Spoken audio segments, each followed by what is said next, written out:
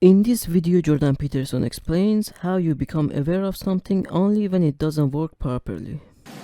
Long essay in DOS, and you really had to back up in those days because the programs didn't do any backup for you, and so if the thing shut off and you hadn't been super careful, you're just going to lose all of it. And so that's what happened. I was typing away, the computer went off, and so I had an emotional reaction to that, right? Now, an emotional reaction to that is kind of an interesting event because I would say that you're not even working with the computer until it quits. And the reason I would say that is because if you think about it, when the computer is functioning, the fact that it's an extraordinarily complicated device is basically irrelevant to you. What you're working with, roughly speaking, is the screen, but not really, not even the screen. You're working with maybe at the phrase or even the word that's presented on the screen. You know, you're typing the word, phrase, sentence, paragraph, essay, and only out past that domain of consideration do you start thinking about the hardware technology that underlies what you're doing. You don't want to think about that at all. When something's working, you don't have to see it. And so that gives you a clue as to consciousness. You know, consciousness is an error detecting and correcting phenomenon. And you're not conscious of things that are going well. So, you know, which might explain to some degree why a lot of our life seems to be made up of suffering. You know, if things are going well, it isn't exactly like you're happy if things are going well. You just don't notice when they're going well. Sometimes if they unexpectedly go well, then that makes you happy.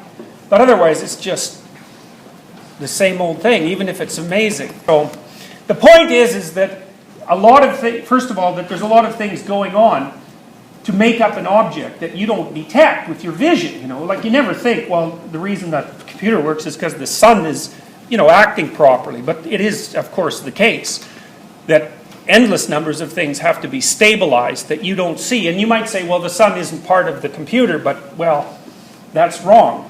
It's not part of the computer in some sense when it's behaving, but as soon as it stops behaving, it's instantly part of the computer. You know, and then, so here we've got, you know, and then you might say, well, let's say the power hadn't gone out and the computer stopped working, and, well, then you might think, well, I'll never buy that brand again, you know, and maybe the brand is associated with, you know, the operation in some country where corruption is rife and things are made improperly and the parts don't work very well. So you might think, well, I made a stupid purchase decision, and of course that's connected to the political system of that place and the economy, and, you know, and then weird little things can happen down at the micro level as well as the macro level. So computer chips have now got so small, you know, they have little wires in them, right, the chips. The wires are now so small that because of quantum uncertainty. So quantum uncertainty basically tells you that if you can't really tell where an electron is if you want to know how fast it's going, and you can't tell how fast it's going if you want to know where it is. But more than that, it also says you can't really know where the thing is, and so what that means is that once you get your wires short enough, some of the electrons might not be in the wires where they're supposed to be, and they actually cause short circuits. So that's another issue. There's other levels of reality that are micro levels that you can't detect at all. So there's macro levels that are way beyond you. You know, political systems, economic systems, biological systems, physical systems outside of that, and then there are these microsystems layered all the way down, and things can go wrong at any one of those levels, and a lot of that's invisible to us. You know, the same thing happens when something goes wrong with you. You know, it's like, what's wrong with you? Maybe you're malfunctioning at the molecular level.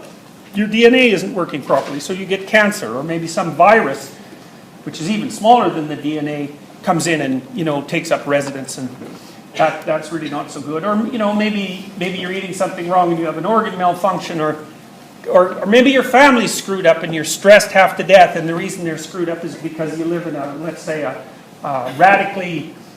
society that's not friendly to your particular immigrant type, and so the real reason that you're sick is because of, you know, people's inability to get along with one another, and so on and so forth and so on. And so God only knows where you're supposed to focus. But focus we do. And one of the things that motivation allows you to do is to figure out what you're going to focus on. Now you think, God, there's all these things to focus on. There's an infinite number of things to focus on. how in the world do you ever figure out how to focus on anything?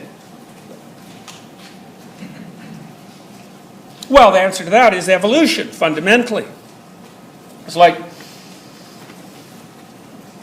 you can view evolution in the following way. You know, if you can kind of think about the background of reality, I think the best way to think about it is this interplay of patterns, complex patterns, sort of like music. And those patterns are always changing in a sort of dynamic way, and they exist at multiple levels, just like complex music does. And so then, imagine that what you're trying to do is to dance to the music, to align yourself to the music, and it keeps changing on you. And so, well, what do? Well, if you can change, then you can change to the music. But if you can't change, then that's it. You're not dancing anymore. Okay, so let's assume that there's two ways of solving that problem. One way is just sheer number.